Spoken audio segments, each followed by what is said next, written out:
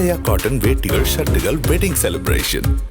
உலகின் மிகப்பெரிய பணக்காரரும் Tesla car தொழிற்சாலை நிறுவனருமான எலான் மஸ்கின் இந்திய வருகை ஒத்திவைக்கப்பட்டுள்ளது.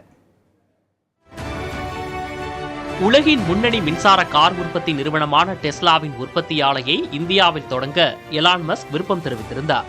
அதன் தொடர்ச்சியாக எலான் மஸ்கின் இந்திய வருகையின் போது இதற்கான ஒப்பந்தம் கையெழுத்தாகும் என எதிர்பார்க்கப்பட்டது.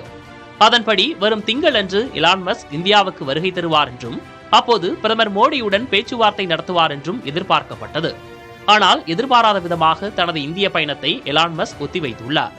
அடுத்த வாரம் அமெரிக்காவில் நடைபெறவுள்ள முதலீட்டாளர்கள் மாநாடே இதற்கு காரணம் என டெஸ்லா தரப்பில் கூறப்படுகிறது. நிறுவனத்தின் பல்வேறு கேள்விகளுக்கு எலான் மஸ்க் விளக்கம் அளிப்பதுடன் இந்தியாவில் உற்பத்தி ஆலையை தொடங்குவது குறித்தும் மாநாட்டில் விளக்குவார் என கூறப்படுகிறது. இதன் காரணமாக இந்திய பயணத்தை மஸ்க் ஒத்திவைத்துள்ளதாக டெஸ்லா நிறுவனம் தரப்பில் தெரிவிக்கப்பட்டுள்ளது. மேலும் இந்தியாவில் மக்களவைத் தேர்தல் நடைபெற்று வருவதால் புதிய அறிவிப்புகளை வெளியிடுவதால் சிக்கல் ஏற்படலாம் எனவும் தேர்தலுக்கு பிறகு எலான் மஸ்க் இந்தியா வரும்போது சர்ச்சைகள் தவிர்க்கப்படும் எனவும் இந்திய அதிகாரிகள் கருதுகின்றனர்.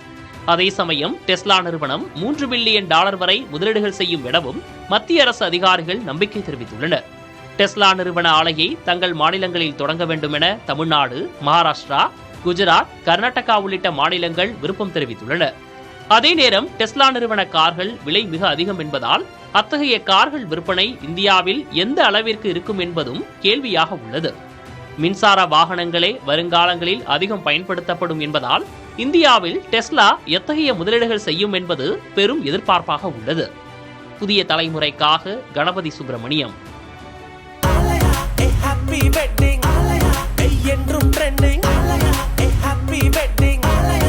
ஆலயா காட்டன் வேட்டிகள், ஷர்ட்டுகள், வெட்டிங் செலிப்ரேஷன்.